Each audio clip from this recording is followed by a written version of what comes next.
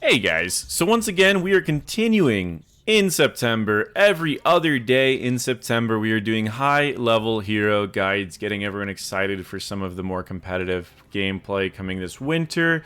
And also it's just something fun. I knew I was going to be busy in September, so I wanted to schedule a bunch of these videos out in August. So the balance might be adjusted, but I'm trying to pick heroes that, one, I don't expect to see any major changes to, two, heroes that I don't do a lot of videos for. So we are looking at Whitemane right now. And remember, all of these games are high-level gameplay. They are generally in tournaments. This is in the Storm Division qualifiers. This team has already qualified because they've done so well. And we're going to be looking at Clover playing Whitemane. Now, Whitemane has seen... Okay, this is some real cheese right here.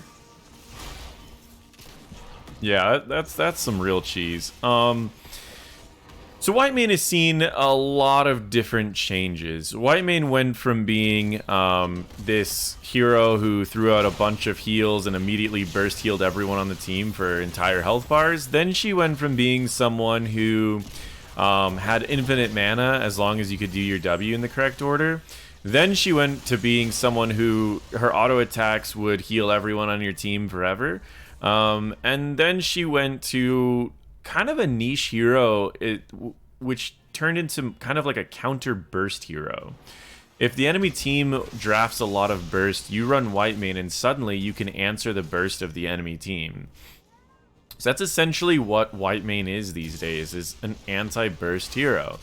She likes very, very short fights, and if it's more burst that you need armor for, you go the armor ult. If it's more sustained burst, like they do a lot of DPS, then you go the AoE ult and the damage ult. And so she answers either form of burst, either heavy CC, heavy spell burst, or heavy sustained DPS burst. But she likes very short fights. A lot of fights are determined, especially in the competitive scene, are determined in about the first 3 to 10 seconds of the fight. Because she's great in those first 3 to 10 seconds of a fight, well, at least later in the game, it makes it to where she is a very impactful hero for the highest levels of play. And I disagree with Clover taking that fountain there, because the objective spawns in 1 minute and she's not really going to be able to do anything in this. I mean, Whitemane isn't really going to be able to do anything in this situation. So Whitemane has a really difficult time in the first few levels, and this has always been the case for Whitemane. In Q build, you didn't really gain a lot of value until level 16. In W build, you had to wait until you got the mana reset talent at level 4. And new Whitemane is very similar. You really struggle in the early levels, especially until 6, or sorry, until 10 and 16. Level 6. You guys don't know the level 6 power spike? No. So that's the downside about Whitemane, is you're going to really struggle until that 10 and 16. Now, one of the things is her healing outside of fights, actual team fights, is rather low. You kind of have to rely on clemency and using only a single desperate plea. And that's something that you definitely need to be paying attention to, where I've made videos about how good Uther is outside of fights, how good Tyrande is outside of fights, when you can do like camps or you can do siege damage and heal for a huge amount. Whitemane cannot do that, and so she's balanced around that. She struggles outside of team fights, but during team fights she's extremely strong. And that's the thing, is that's generally when healing is the most important as well, which is why Whitemane is definitely something that people should think about just a little bit, because there are a lot of times where she can be very beneficial, but she does have a lot of mana problems, and not having that that fountain available for the first half is going to make it a little tricky, because she might need to grab a fountain at a bad time. Their Blaze is just doing their best to try to get them level 7s, and they're likely going to end up losing this objective here. Something that I've showed in a lot of these videos is how many of these teams lose their first objective and they just focus on soaking as much as possible to stay in the game. I'll actually just bring up the build now that you've seen the early game play style of just healing people lightly, trying to heal people as much as possible with using clemency, or throwing out a couple pleas during a fight, and then doing an Inquisition. But overall, it's mainly just Qs and clemencies by throwing in, and then also throwing in a couple searing lashes. But that's about it. Now that you guys have seen the early portions of the game, I want to talk a little bit about the build. Pity the Frail is a great talent for keeping your team up during team fights, especially extremely tricky fights where everyone starts taking damage all at the same time. This makes it to where allies below 30% health heal for 25% more. It also affects your Searing Lash by lowering the cooldown of your Inquisition by 1.5 seconds when you hit with Searing Lash. So if you hit with your Searing Lash, it will lower the cooldown of Inquisition and also Clemency because it shares the cooldown with Inquisition.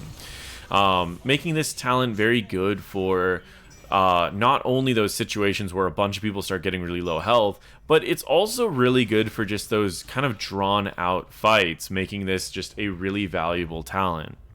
Level 4, Clover goes Martyrdom. Martyrdom increases the healing of your Desperate Prayer by 30% and increases this by an additional 10% for each Zeal that's out. Zeal means each of the people that you apply your healing to, that is Zeal. So generally in a fight, your first heal is going to have no Zeal, your second heal is going to have 1 Zeal, and your third heal is going to have 2 Zeal, meaning the max amount of increased healing from this is probably 50%. A lot of people in the competitive scene have been running Indulgence instead, giving you increased movement speed per Zeal because then you can heal a bunch and then get out of a fight. But Martyrdom is something that Clover's been running to just give that extra chance of keeping someone alive, especially if you need to throw all of those heals in the same person. So your healing for a bunch of different people is spreading your heals out and then throwing a W out. But your healing on a specific person might require you to use Desperate Plea multiple times on one person, which means the first heal goes out at 30% increased healing, the second heals 40%, and the third heals 40%, because they're all on the same person.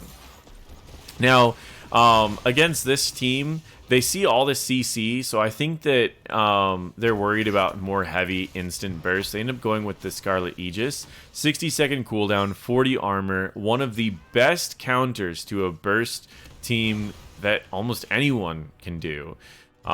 It is an incredible amount of survivability for a team over the course of 4 seconds, and it applies Zeal on everyone.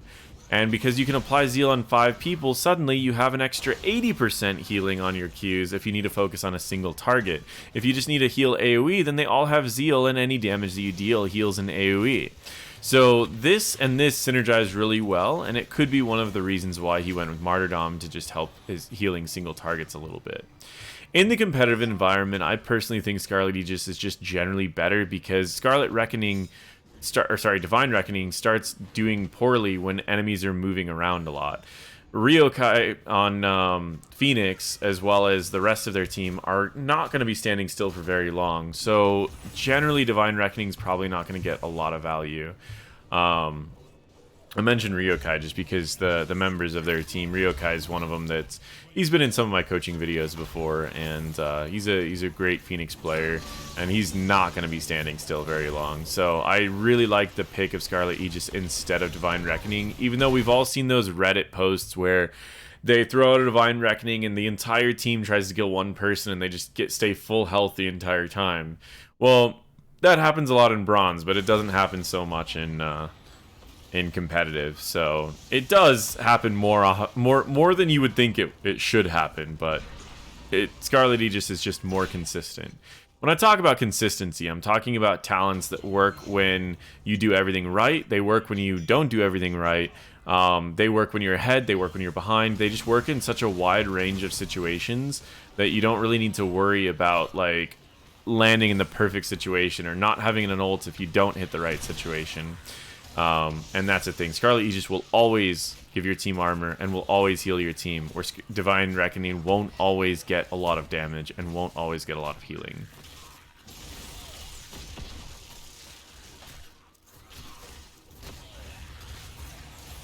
So right here, the enemies go for an engage. We see that the ult goes out, applying 40 armor. That's enough armor to where almost no damage is dealt to anyone else on there, and that's going to keep the target that they focused all of their effort on alive, as well as he can quickly go up and start trying to heal someone else if he needs to. Now, Pleat is a little far away, but he can certainly keep everyone else topped off right around here.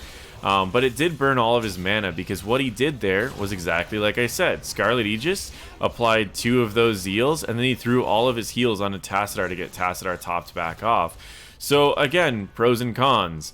You have a healer who has this incredible healing potential in very short fights, but you just rip through your entire mana bar to do it. So you don't want to take uber long fights. And that makes this is where I'm going to say something that this game was done before the Uther changes, and it does make me wonder if they would think about running Uther instead of Whitemane. Whitemane does more healing during fights than Uther, but Uther can do the armor and more CC than Whitemane. So it really makes me wonder, because I think Uther would be better into a Spin Sonya than Whitemane is. But at the end of the day, I think that there are still places for both of these heroes. So now that I've talked about the mid-game playstyle a little bit, where you're focusing on getting your ult to save and prevent the burst of the enemy team in the competitive scene, let's talk about the talents that Clover is going to be picking up in the later areas. Subjugation reduces the damage dealt by the targets that Inquisition is being used on. I say targets because oftentimes Subjugation is taken in with shared punishment, which makes it to where your Inquisition now hits 2 targets at a time and lowers their armor, which means you're lowering their armor and their damage with Subjugation. Once again, we have a fight where she pops Scarlet Aegis, preventing pretty much all the damage dealt by Ryokai's ult, and then also doing her throwing as many heals as possible, but he ended up getting out of range, so he wasn't able to get any closer and go for... the other benefit of Subjugation is that you lower the damage being dealt by Sonya, and Sonya heals based on the amount of damage she deals, so you're also effectively cutting the self-healing of Sonya in half by using Subjugation, which is pretty nice. So that's the cool part about running this Whitemane, is that into a Spin Sonya is, while you're not interrupting the spin, you're just cutting the heal in half, which is also valuable. And yeah, shared punishment was taken, so now the first 2 people are going to be having their damage reduced, which is generally going to be the Sonya and the Johanna, or the Sonya and the Greymane. If it's a Sonya and the Greymane, it's going to be extremely effective at reducing the chances of the enemy team winning these fights. Now, this game still goes on for another 22 minutes. Sorry, another 11 minutes. So if I haven't mentioned the sponsor, which I don't believe that I have, the sponsor for this episode, I'm going back to Honey. Honey's been a sponsor of mine for probably over a year now. Honey is a free extension you can add to any of your browsers that looks for coupons on websites for you. It's really good, and it has a lot of features when it comes to Amazon. So if you order on Amazon, it's something that you just have to have, because it applies coupons automatically, and there are tracking things that you can do as well. So for example, maybe you want to track a game that just came out, and if that game goes beneath a certain price, it will send you an email that says, hey, this game that you've been watching just went under a certain price, you should probably buy it now. So for example, I'm currently looking at Horizon Zero Dawn on PC, and if it goes beneath a certain price, I'm tracking on several websites at once, because Honey works on a wide variety of websites. If that goes below $30, they'll let me know. I'll pick it up at that point. Yes, I know I can do some like region shenanigans to get it for cheaper right now, but those are pretty frowned upon, and I honestly don't mind waiting since I've been mostly busy with school anyways. But yeah, you can definitely do that, and I hear it's like really poorly optimized right now, so I'm perfectly fine with waiting. But if it does end up going on sale, I will be notified by email. So check out Honey with the link down below. It also helps out my channel, and it's completely free, so it's like you might as well. But yeah, definitely check out Honey. So as this objective is setting up, you can see that he's just trying to conserve his mana as much as possible. Any light healing that he's doing, he's just throwing one heal out, and he's waiting until his desperation is removed. He's even trying to heal a lot with Clemency, because he really doesn't want to burn his mana. He knows this fight is going to get crazy, and he needs to be willing to go in and be ready for it. He could ult at any time here, because a lot of ults have been used on him, but you really don't need to. So he actually just walks up, and uses subjugation to reduce the damage of the enemy team. He pops his ult right before the purification salvo goes off and keeps his team topped off, and now it's just a matter of using all of these zeals that are on everyone and trying to get everyone up. But the enemy's left, all the zeals have dropped, and this is the counterplay to Whitemane.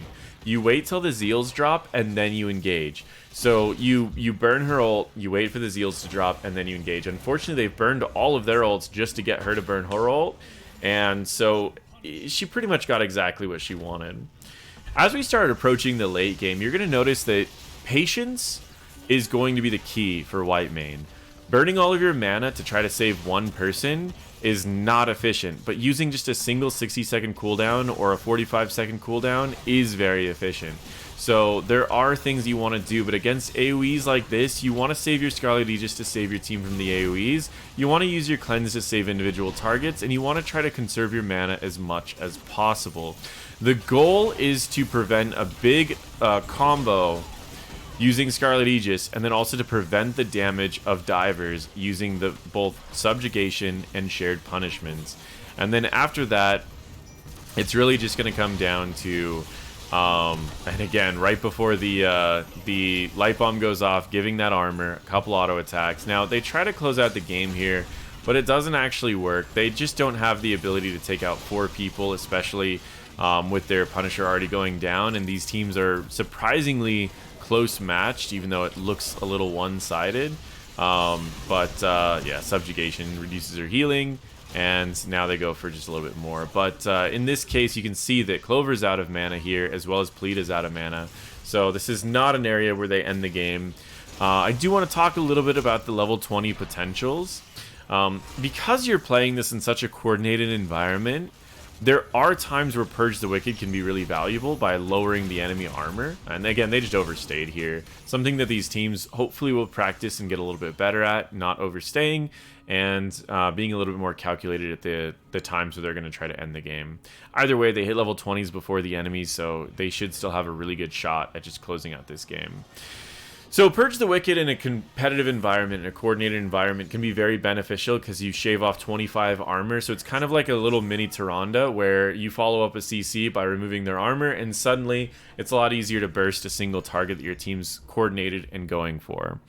Guiding Light, or Guided Light, you can activate a permanent zeal on a target that stays on them at all times. This is great for a diver, which they don't really run. In this comp, they're not running a diver. I would say Blaze is the best example of a diver in their team because he is diving pretty far in. But if you don't have a diver that's going to be consistently diving, you don't need to take Guiding Light. And then finally is Scarlet Crusade. Your ult now heals for 50% more and cleanses everyone on your team for 2 seconds, granting Unstoppable for 2 seconds, meaning if they go for the Blessed Shield into the Light Bomb and you get a good Scarlet Crusade, none of that is going to matter because of how powerful this ult is. Now, this ult upgrade is really good. I really like this ult upgrade. Right here, the ult goes off, the Light Bomb doesn't do anything, and now their team is able to survive a little bit longer. She continues to just attack the Sonya and out-heal the damage that the Sonya is doing, but nothing really got done in that fight other than the fact that they stole that camp. With a 60-second cooldown, this is something that they really want to wait for, and it's something that they can wait for because it's not a very long cooldown. So I highly recommend that they wait for it. Instead of trying to close out the game again, they could try to wait for their, at least Scarlet Aegis to be back up, because Purification Salvo is still available, Blessed Shield is still available, so they definitely want to have that ult. The stun was missed, and this is a great turn. Raynor decides to tell the team to back off, and hopefully they do. But seeing as this game goes on for another like 4 minutes, I know that there's at least one more wipe on their team, or else it wouldn't have actually gone this long. But yeah, it's definitely... So right there, and again, this is what I said, as the late game goes, you don't want to overcommit too many abilities to saving one person. You cleanse to save one person, and use your ult to save your entire team, and then you can use Desperate Plea to heal back up people if the fight is like looking pretty even, but otherwise, you don't really want to overcommit in anything like that. So we see the W going out, Subjugation, healing everyone back up, and again, Scarlet Aegis was used to save their team. Hyperion's back available. Did he take the upgrade? He did take the upgrade. Huh. Or no, that's not the upgrade. Why is it? Give him some pepper. Lowers the cooldown of Hyperion. Yeah, that is the upgrade by 5 seconds if the primary target is a hero. Yeah, I rarely see that anymore. It used to be a thing in Press R to Win meta, but it was only a thing because it was bugged. It was lowering the cooldown on like everything you did. And like AoE cooldown reduction and stuff. Like you could have Hyperions. There was actually a post on Reddit where there were 2 Hyperions going out at once. Like that's how bugged it was. And it was used a lot with Bloodlust.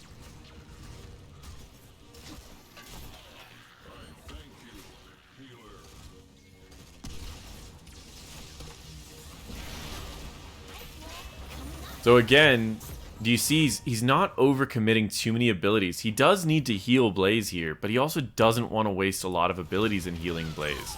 So he tries to just use the Clemency to keep him topped off, so he's not using all of his mana. Now that he has Scarlet Aegis, they can definitely make a play if they want to, because they have that ability, and he also is able to grab this fountain. They really need to win this objective if they want to close out the game. If they lose the objective, they don't lose the game, but again, the later the game goes, the easier it is for any team to just close out the game because death timers get so long. So right here, he pops an ult. That's going to prevent the stun from Light Bomb, and that's also going to keep his team topped off. He heals everyone that he needs to. Throws a couple extra heals at himself here, and this is where Martyrdom comes in a little bit of value, but I'm still not a huge fan of it simply because, well, I'm surprised he doesn't just go back and W the Phoenix. But, yeah, so now he's in a really rough spot. He doesn't have Scarlet Aegis for 30 seconds. He doesn't have any mana. The enemy team wins this objective, and there's really not much they can do about it. However, they will have most of their ults available if they want to try to force a fight on the enemy team, because Sonya's back trying to defend the base. So this could be a great time to force like a 5v4, and they have almost all of their important ults available. So we see that the Ice Wall is used, but they don't end up following up the Ice Wall. They still have the stun potential. We see the Blaze coming in for a flank over here, and this is still a really good fight if they want to engage. The problem is getting this person back to full health is always tricky. Now, I want to point out something that I haven't been pointing out most of this game. The activatable of your Zeal. Whitemane can activate this to increase her spell power by 25%, but she loses 25 armor when she does that. There are 2 times that Clover's been activating this, and pretty much 2 times only. He activates this whenever he's using his W or his Clemency. So if he needs to heal a single target, he'll use Clemency and he'll activate the Zeal during the Clemency to increase the healing. Or he'll activate it on an Inquisition target when he needs to heal a bunch of members on his team. And outside of that situation, he'll use it to buff the amount of healing that Scarlet Aegis applies. But those are the only 2 times that he really uses it. Is to amplify his W or to amplify his R. So just keep that in mind when you're playing Whitemane after you've practiced the positioning, after you've practiced the early and mid game and late game. But early game, he would use trait W quite a bit or trait Clemency quite a bit. So keep that in mind. Late game, it's more of the trait Scarlet Aegis, but sometimes when he needs to top someone off, it is a trait Clemency. So again, I mean, at this point, they just walk to the core and end the game, I think. So he goes for his ult, giving that 40 armor, and then also he's using the W to reduce the enemy damage. Phoenix does jump away to prevent that, but again, it prevented his team from getting picked. And in this high level of gameplay, preventing a pick is pretty game-changing. So once again, he doesn't have his ult this time, but he does still have Subjugation, which is going to reduce a lot of the extra damage that's being dealt. He throws a couple extra Qs here, and he can try to go for one more Subjugation onto maybe the Greymane. But ultimately, he's out of mana and doesn't have his ult. This is an awkward fight. But the big thing about this fight is that it all started, and he also did a pretty good thing right here. This shared punishment works for the Clemency as well. So he Clemencied someone, which then reduced the damage of someone near it. That was really effective, and he also pops his Zeal when he does that. So that's something that you can definitely do. But yeah, these fights are where it really feels bad to play Whitemane. where you can quickly save an ally, feels awesome to play Whitemane, but then it feels awful when you're sitting at like 0 mana and you get into situations like that. But he's able to close out the game right here with his team. They just go straight to core and close it out. This is Whitemane, early, middle, late game, as well as the build, and I've mentioned the areas that you might want to adjust, possibly going movement speed depending on who you're going against, and possibly going Purge the Wicked if you have a lot of coordination, or Guiding Light if you have a lot of dive, or at least an individual that's going to be diving in. But otherwise, that is Whitemane. Thank you guys so much for watching. Feel free to check out my other videos. We've got a couple more in September, so make sure to subscribe, click the bell so you get notified. Because again, all September, a high-level hero guide is coming out every other day. So make sure to check those out. Thank you guys so much, and I'll see you guys next time.